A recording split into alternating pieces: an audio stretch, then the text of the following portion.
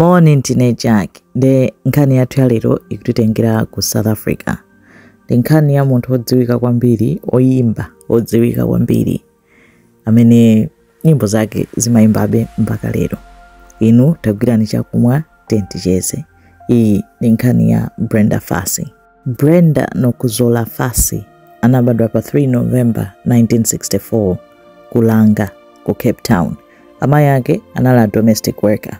Amagwira ntchito ngati maid manyumba anthu osiyana-siyana.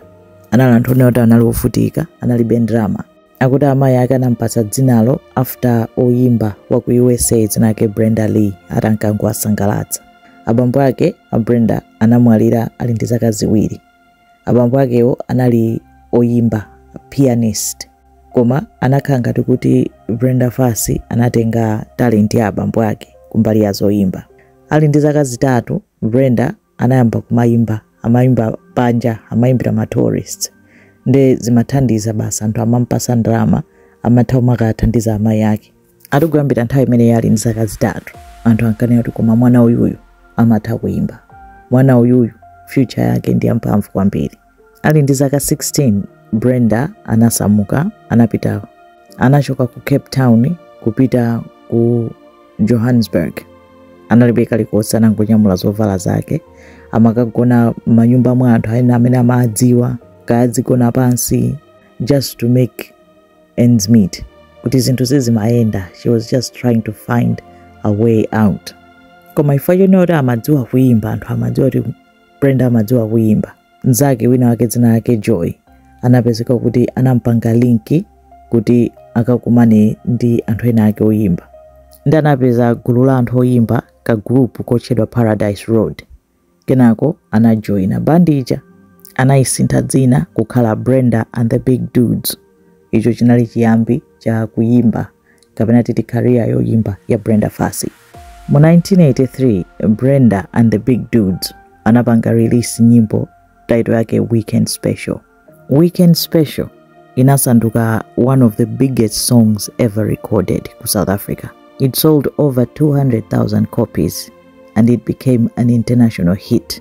Inapanga appear pa Billboard chart ya ku USA, and suddenly anasanduka the voice of Africa. Mu 1989, Brenda Fassie anapanga ukwati ndi bandmate wake dzina lake Nlala Mbambo. Sana khalitse pa banja ukwati unangotha chaka chimodzi. Koma Brenda Fassie anabereka mwana amene amankonda kwambiri, mwana wake Khayu Mnyamata dzina lake Bongani Fassie, anabadwa mu 1985. Brenda amamukonda mwana wake Bongani kwambiri. Poyankhula, Brenda ankanena kuti this is the only man who will never break my heart.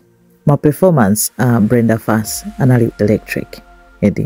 Akamayimba muja anali ndi style yake amapanga zomwe iye akufuna, zomwe iye amaona kuti basi zinsangalatsa. Pena ayimbe barefoot, kudumphira fanzi, kuchoka pa stage pacha, basi chilichonse basi Brenda Fassie anali Brenda Fassie. Koma vuto lake kunena kuti aside from kuti anali otchuka kwambiri outside, ma pressures chani, koma vuto lake linalonena kuti attention yonse yomwe anali nayoyo inampanga lead kukhala ndi addiction. Anayamba kupanga use kapena neta anayamba kugwiritsa ntchito madragi, komanso amasuta izi zimakokeni. Amachita onena samabisa ayi, amati I'm not ashamed, I'm human. Koma vuto lake ndonena kuti addiction yakeyo nthawi zonse amakhala ma headlines, ma news, komanso zinapangisa kunena kuti azimisa ma show chifukwa choti basi mwina mutu sukugwira, kapena kumangoyambana ndi ma managers, pena apeze kuti akupita ku rehab, akafuna kunena kuti mwina anthandize asiye zosuta chambazo zogwiritsa ntchito madragizo. Koma amakhala kuti wasiya kanthawi kochepa wabwereranso, kusiya kanthawi kochepa wabwereranso. Mmene nthawi zambiri cycle ya anthu amene amagwiritsa ntchito madragi mayendera. Muzonsezo Brenda Fassie anala kutulusabe mahit. Weekend Special yo, komanso anayimba Too Late for Mama, anayimba Black President imene inali tribute kwa Nelson Mandela, anazayimba Vulindlela imene inali biggest comeback song yake yoti mpaka pano Vulindlela anthu amayimba kulikonse, even mmaukwati chani. Anayimba Ngiya Kusaba, noma kanjani, higher and higher, soon and very soon. Ali ndi mahiti onena kuti mpaka pano anthu amavinabe. Anali oyimba otchuka kwambiri across Africa and internationally. Brenda Fassie anawina ma South African Music Awards amene amachedwa so masama 5. Mu 2004 anapanga receive the Cora Award for the best female artist in Africa. Mu April 2004 after kulandira award yake ya best female artist in Africa, Brenda anapeza kuti anthu anathamanga naye ku chipatala ku Johannesburg, anakomoka ku nyumba. Ma doctors ananena kuti anapanga cardiac arrest after ma complications a asthma. Komanso ma doctors ananena kuti analingonena kuti mu system mwake munali ma drug kwambiri. Just before kukomoka kunde anali in a coma. Anali mukoma mpaka na pa 9 May pamene anamwalira ali ndi zaka 39.